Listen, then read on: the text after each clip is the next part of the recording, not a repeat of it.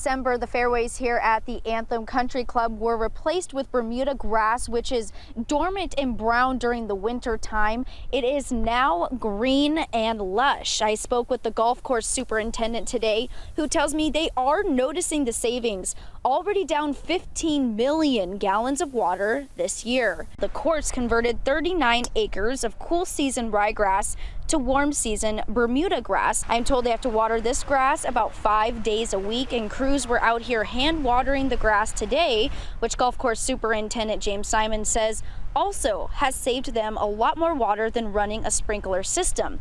Not only has the change in grass made a difference over the last 5 months, but because we had a longer wet winter, the course has already saved more than expected. The main metric is weather and just what the wind and the heat and the cold and all that, the rain and what it does. So we're off to a great start. I think the whole valley is. Lake Mead's coming up and all that. But as far as the turf's concerned, yeah, I mean, we're seeing the savings because we're not having to baby it like we do the cool season grass. Simons tells me they are now moving on to some other water conservation efforts by removing additional turf and replacing it with some landscape. Reporting from Anthem Country Club, I'm Danny Maston, Fox 5 News, local, Las Vegas.